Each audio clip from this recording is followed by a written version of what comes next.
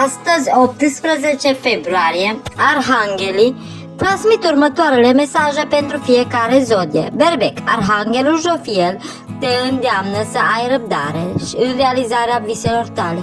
Chiar dacă problemele par lente, fiecare pas te apropie de obiectiv. Bucură-te de fiecare etapă a călătoriei tale. Taur, arhanghelul Metatron te sfătuiește să-ți clarifici prioritățile. Concentrează-te pe ceea ce este cu adevărat important pentru tine și organizează timpul cu consecință. Gemeni, arhanghelul Uriel îți sugerează să ai încredere în ideile tale. Acestea sunt ghidate divin și merită să fie puse în practică. Nu lăsa îndoiala să se te oprească. Arhanghelul Gabriel vine pentru rac. Racii sunt ghidați de arhanghelul Gabriel, care te încurajează să-ți asumi rolul de lider. Este momentul să-ți folosești puterea interioară pentru a ghida și a inspira pe alții, acționând cu iubire și înțelepciune.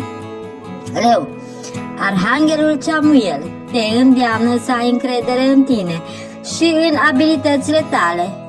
Ești pe drumul cel bun, continuă să mergi înainte cu determinare și curaj. Fecioară, arhanghelul Rafael te sfătuiește să acorzi atenție sănătății tale, adoptă un stil de viață echilibrat și o alimentație sănătoasă, exerciții fizice regulate pentru menținerea vitalității. Balanță, arhanghelul Zadkiel te încurajează să practici iertarea, eliberând resentimente, vei găsi pace și vei permite iubirii să curgă spre tine.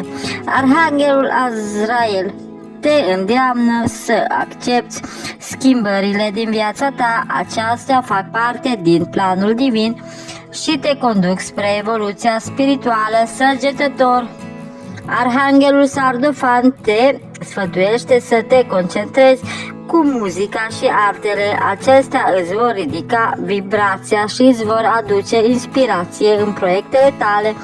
Capricorn, arhanghelul Mihail te încurajează să eliberezi fricile și îndoiele. Ești protejat și ghidat. Ai curajul să-ți urmezi calea cu încredere. Vărsătorul, arhanghelul Haniel te îndeamnă să-ți asculți intuiția. Răspunsurile pe care le cauți se află în interiorul tău.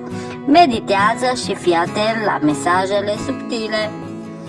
Pești, arhanghelul Jeremiel te sfătuiește să-ți revizuiești viața, reflectează asupra experimentelor trecute și învață din ele pentru a-ți crea un viitor mai luminos.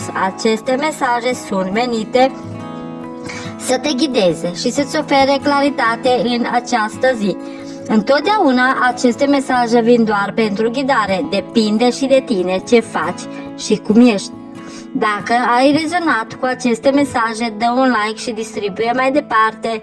Mesajul arhanghelilor este important pentru ghidarea și protecția în viața ta.